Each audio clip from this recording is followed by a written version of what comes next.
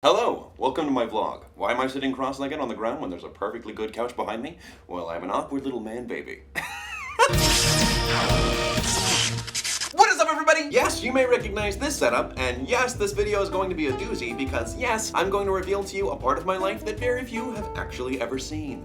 Well, let me clarify. It's a part of my life that very few of you online have actually ever seen. As I've said time and time again, I'm a thespian. I'm a drama geek. And I've told you all of these stories of my experiences on stage and community theater, professional theater, but I've never actually shown you guys footage of myself on stage. Well, I have brought with me today a stack of DVDs that I found, and I am now going to react to some of these performances, many of which I have not seen in a long time, so I don't know if they're as good as I remember them to be. Who knows? But you'll see a bit of it, and I'm a little nervous because I really hope that I haven't talked myself up too much as far as my experiences on stage, but we're gonna see. She'll be fun. I hope it will be fun. I hope it's not completely embarrassing. If it is, oh well, let's experience this together. Okay, so this is the first musical I was ever in, and it was called Return to the Forbidden Planet, and so many of you probably don't know what that is. It is a take on an old 60s sci-fi film set with Shakespearean language, very much like The Tempest, and the music is all 60s rock.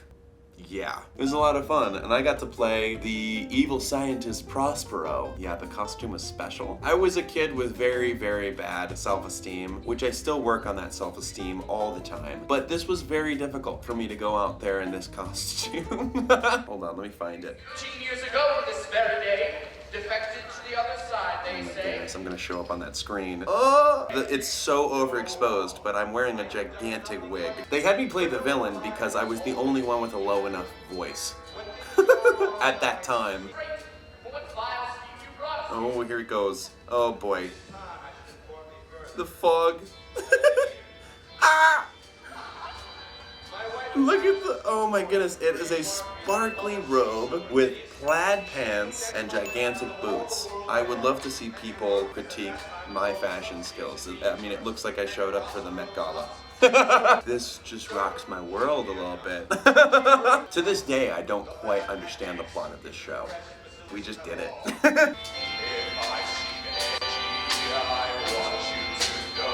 for the Steve Notes, man.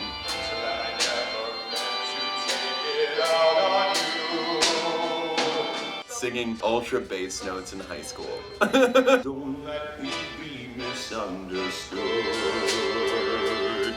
Still got it. Alright, so that's it for Return to the Forbidden Planet. Jesus Christ Superstar. This one's especially hilarious. Because I played Judas, and I'm a bass, and my church did not have any tenors to play Judas. So I just took Judas down a whole octave. My mind is clearer now.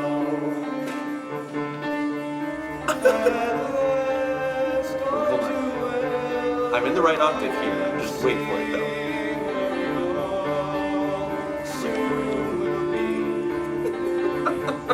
Hold on. Oh, if you strip away. Dig that farmer's tan. I was shirtless in church. Here we go. Wait. Jesus.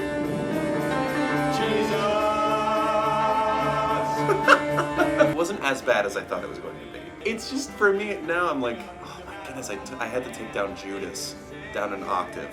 I'm now kind of shocked. I didn't realize, I forgot I was just wearing a vest for this performance. Aw, man, I missed this. You ready for this one? This is good. Yes, I was a part of High School Musical. We did a version of it. I played Troy. I played Zac Efron's part. And I can't play basketball, you guys. None of us could really play basketball. That was the other thing. There was one person who could play basketball. Oh my God. Did not dribble on time. That was okay. What even was my haircut? Again, down the octave. Didn't destroy. What?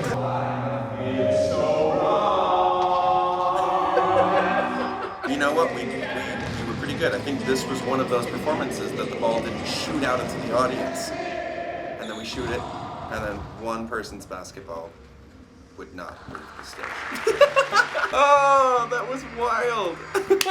These are so funny. Hot Mikado is a remake of The Mikado, but like takes place in like the 1940s. It's really weird. I did it a long time ago. This was quite the show. Oh, please play, please play. This is where I got that samurai sword. It was bought for this show, and the director said I could have it afterwards because I liked it so much. Taken from the county jail. Does not sound bad. I'm not really good with the choreography. I'm just awkward. With the best romances. He's so goofy. Why am I riffing so much? Goodness.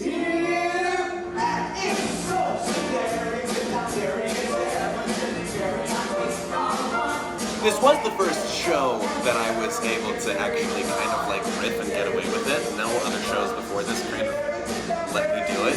So it was nice for me to be able to kind of like show that off. Alright, we're done with Hot Mikado. Good stoof. Good stoof. Alright, Peter Pan. Okay, this one's one of my personal favorites. I think many of you know one of my favorite movies growing up was Peter Pan. And so to be able to actually do this on stage was like, honestly, it was a dream come true. And I played a lost boy. That's who I was in this show. And I loved every second of it because it was just so much fun. Ah, look at that. I absolutely love this. I was the biggest lost boy. Look at our hair. Look at how long all of our hair was. Look at that page boy haircut. The kid to the right of me is Alex. You may recognize him from some of the videos. He's so tiny. My mother had wrote my name on the clothes I was lost in, slightly soiled. That's my name. Very inefficient way of beating somebody else. I think the pirates had more fun than I did.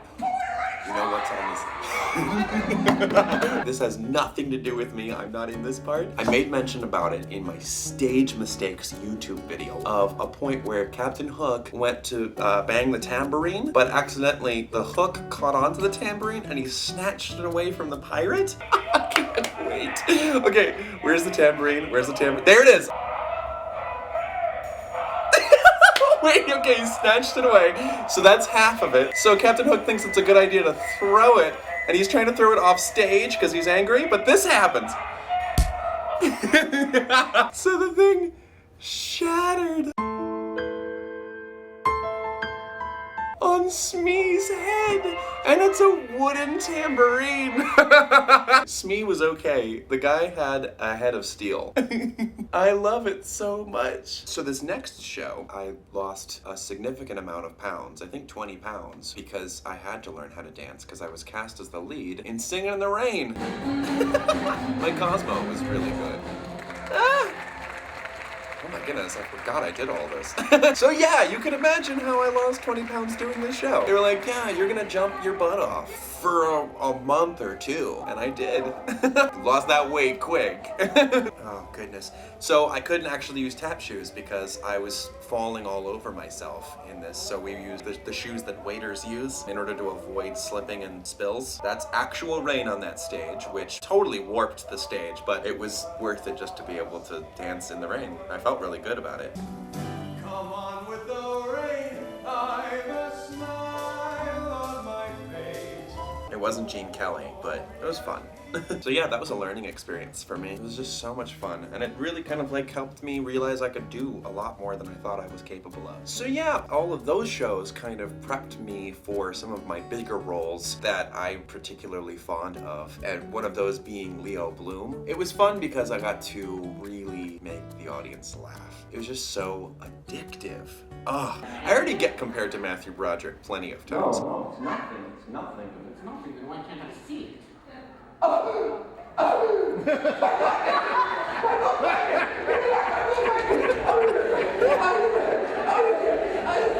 So now I'm actually playing one of his roles. I'm in pain! I'm in pain! I'm wet! And I'm still hysterical! Look out, Broadway! Here I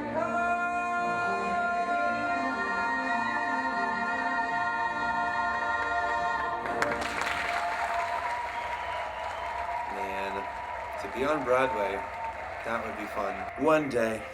So that is all of the DVDs that I have with me. There are many other shows that I was a part of, but I just don't have DVDs of them. Maybe I will find them and we can do another one of these videos if you so wanted it. But that was a very interesting experience. The thing that I found interesting while watching those chronologically was seeing the skill set kind of evolve slowly but surely. And I think that just goes to show, like, if you're interested in something, it all just comes down to staying dedicated to whatever you're passionate about. And I still have lots to learn, and that's okay. You should never stop learning. I mean, it's fun. It's just putting yourself out there. And trust me, as somebody who has a lot of anxiety, it takes a lot to put yourself out there. But, you know, I just look at it as just one big old game of make-believe. There's always going to be nerves, but once you put yourself out on that stage, it all goes away, at least for me. And you just start having fun, and then eventually you start getting good at it. The one thing I might just have to work on, though, is finding pants that actually fit my body. So yeah, that was an interesting experience. I hope you enjoyed it. If you're interested in my previous videos, click over here. If you're new to the channel and would like to stay updated, click the subscribe button down here. And if you're interested in becoming featured vendor, click over here. That's it. And until next time, take it easy, guys, gals, and non-binary pals. Peace out. Me at a party. Me 10 minutes into the party after my social anxiety kicks in.